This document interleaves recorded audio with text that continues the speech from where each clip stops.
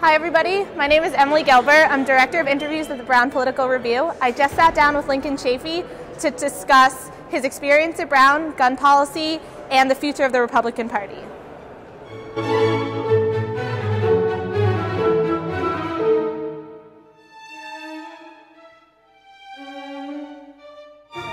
Hi Governor Chafee. Thanks for sitting down at the Brown Political Review. I wanted to start with your experience at Brown. Were you politically active when you were a Brown student? No, although those years, I graduated in 1975, everything was very politically active on campuses all over America. And in the 1972 presidential election, which was Nixon against McGovern, occurred, and just a lot of involvement of students, and then Watergate came after that. So a lot of involvement in students and the issues of the day. Do you think it's different today, students involved in politics, than it was then? There's an ebb and flow. I pick up the Brown Daily Herald frequently, and it seems like they're always asking for letters. Come on, students, send letters. Right. So students, maybe the issues right now, back in those days when I was many years ago, the letters would flood in, different opinions. You didn't have to pull teeth to get someone to send a letter in. But it's an ebb and flow. Other interests that are occurring might not be politics. I know that with the Obama election, those students were critical to his success across the country, and I'm sure that's true on the Brown campus. And I know here in the State House, Brown students will be involved in political issues. So it's not a complete absence of activity. It's an ebb and flow. But can kids today impact the system the way that your generation could? I think so. I think so. The Obama campaign, and particularly the primaries, where he was successful in the primaries, the students played a big role. Is there a different sentiment towards government in terms of a distrust emerging in my generation, especially in the sense that there were some people believed an effort to block students from voting? Students are really dealing with debt. Is the sentiment changing? I don't think, I don't want to speak for you, but I don't think there's a complete distrust. I think there's maybe a little bit of disconnect. You mentioned student debt, disparity of wealth that students are seeing out there. I think the Occupy movement was an expression of disparity of wealth, but I don't think there's a distrust yet. It's more that we have to stay vigilant and watch out for those that are looking out for themselves instead of the common good. That's always the idealism that young people have. Well, I'll go back to the Occupy movement. Was it a positive movement for students in the sense that it kind of fizzled out? There was no central leadership. I don't know how much change really emerged because of it. It was a good statement. I mean, it came out of nowhere from my perspective. All of a sudden, whether it was Manhattan or San Francisco or Providence, there were people making a statement. And it occurred right as winter came on. So it lasted much longer than I thought. I thought the statement still resonates. I still see bumper stickers or signs that say 99%. I'm part of the 99%. And so it was a strong statement. Okay. Coming as it did, so without forecast. Okay. So let's see. I know that you're big on student loans, on reducing student loans, making college more affordable. Absolutely. What is the meaning of a college degree now? Is it what a high school degree used to be, yet the cost is completely different?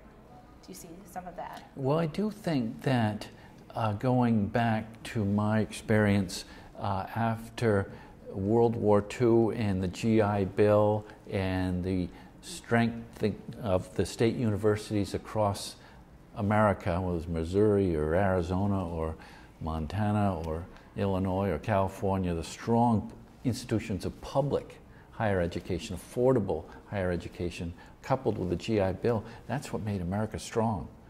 People just were able to go to that community college or go to that four-year institution and get a degree.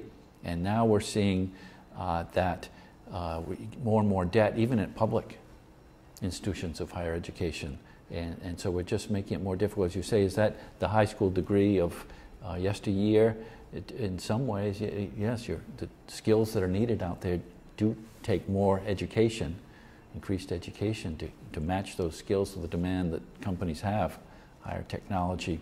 And if you're coming out of these colleges with this tremendous student debt, one of the things it does is it stifles the chance to do something a little alternative, which I did after graduating from college, or many have done, go to the Peace Corps, go to Teach for America. You just can't do that because you have student loans that you have to immediately start paying back.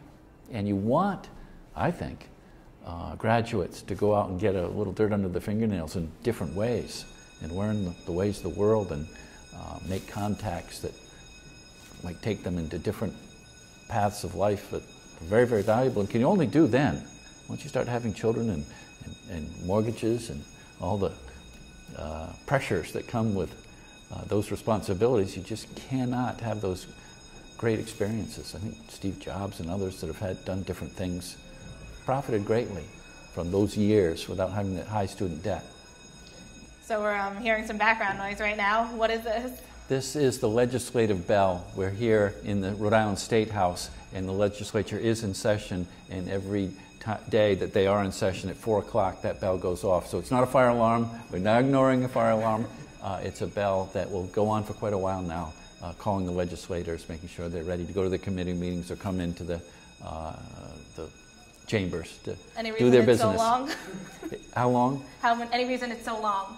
Just to get everyone going? Get everybody going. I'm only been here 2.5 years, but it's been every day that they've been in session since I've been here. Does it help you set the mood for the yes. legislation? Yes. Call to action. All right. We hope it's good action. Yeah. Okay, so I wanted to talk a little bit about your gun policy.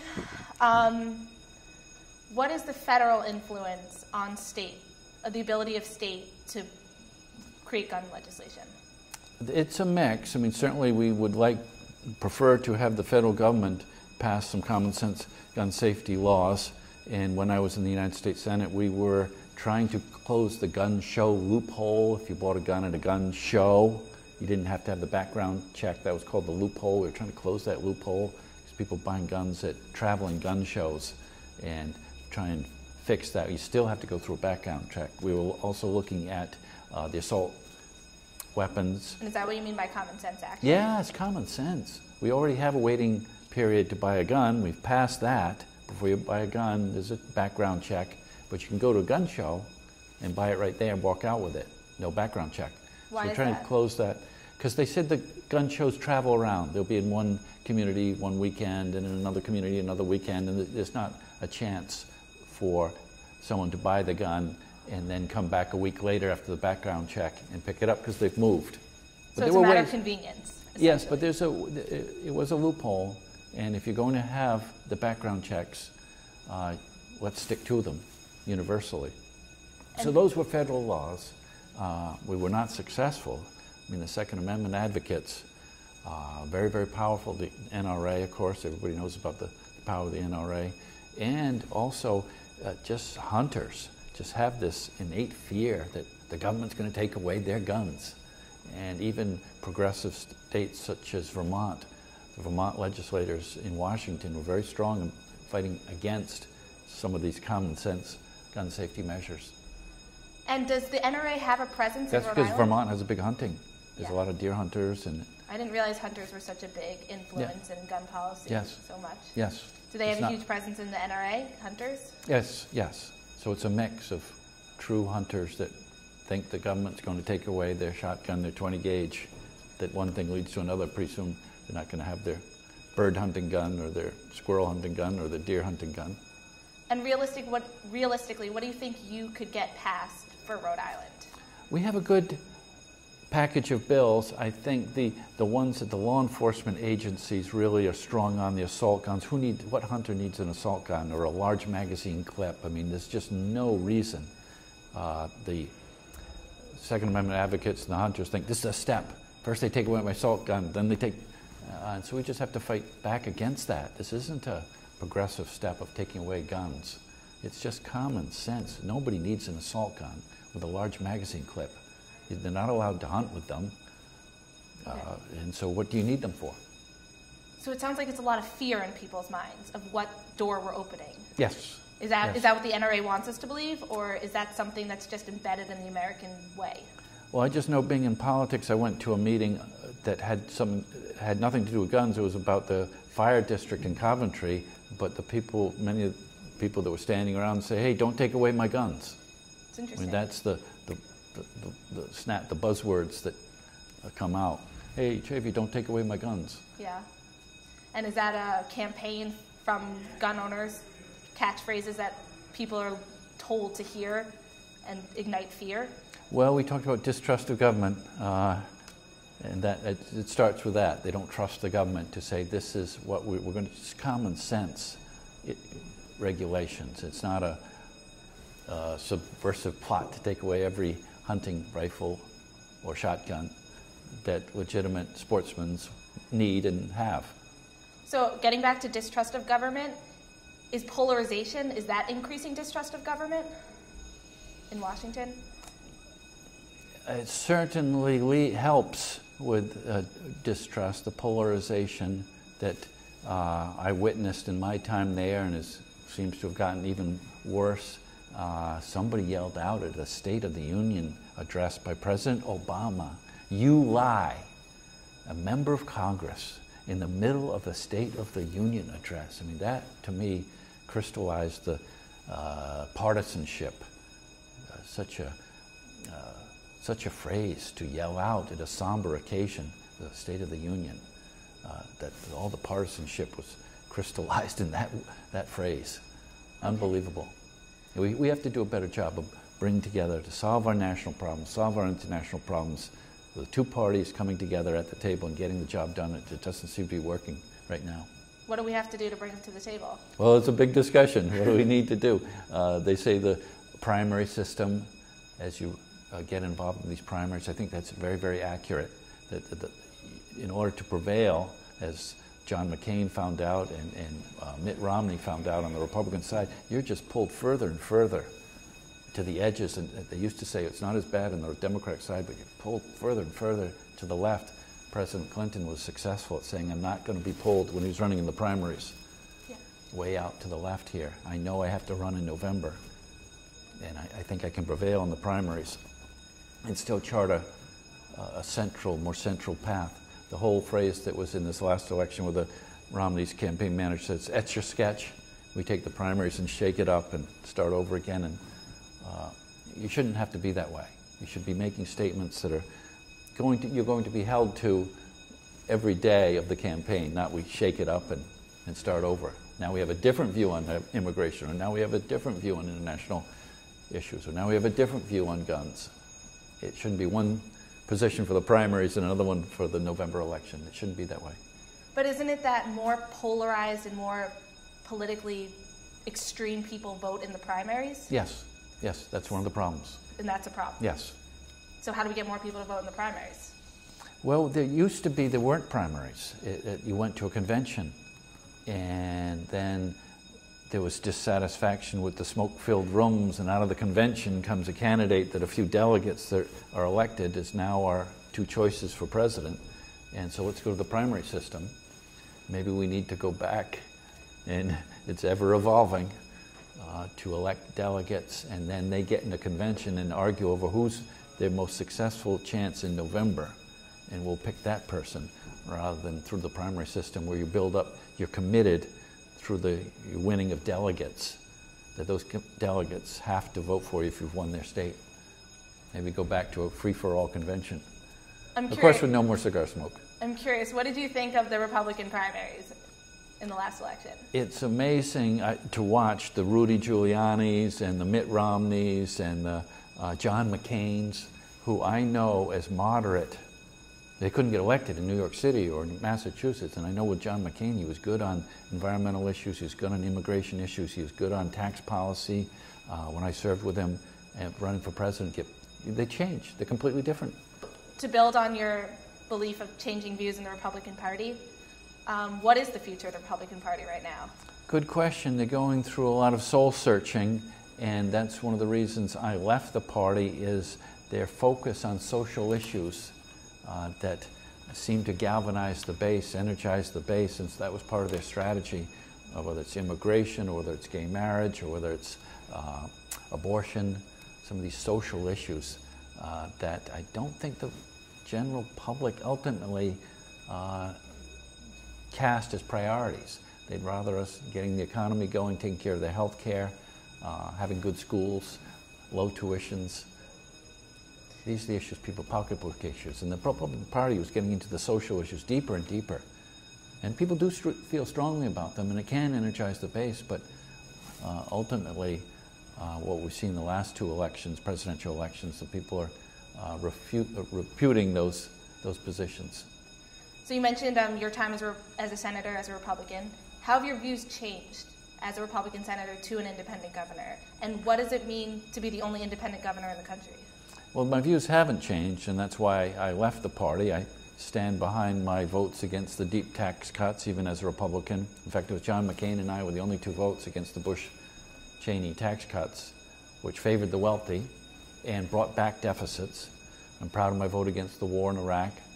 I'm proud of my vote against the prescription drug benefit before we reform Medicare, because we're adding another benefit to Medicare, not paying for it. These are old conservative, Republican-like kind of traditional fiscal conservative policies. And that hasn't changed since becoming governor. I like being an independent governor, the only one of the 50 states.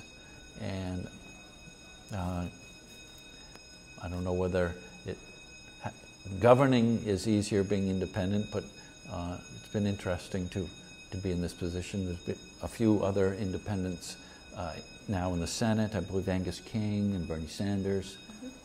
But they caucus with a party. They caucus with the Democratic Party. So we'll see. So I wanted to get at, are there any chance we'll see you on the Democratic ticket in 2014, even though you haven't declared your candidacy? Well, certainly I think about that. When I left the Republican Party, I became an independent. I did support Senator Barack Obama for president in 2008. I then supported him again in 2012, and I spoke at the Democratic Convention. And the issues that I care about, whether it's environment or even fiscal conservatism, which used to be Republican, now is more of a Democratic issue. No deficits, using the tools of government to help build a strong middle class. These are the issues that I care about. And personal liberties, the Republicans turning their back on warrantless wiretapping and some of our First Amendment freedoms. Well, now it seems the Democratic Party has embraced some of those issues that I care about. What's your feeling on gay marriage at Supreme Court? What are we going to see? A prediction? Yes. The Supreme Court ruled on the Affordable Care Act, President Obama's health care bill, favorably. Chief Justice Roberts nobody really saw Roberts being the key vote there. So I think they'll see this as a constitutional right. That why should we be discriminating against two people that love each other that want to get married? I have some guarded optimism there.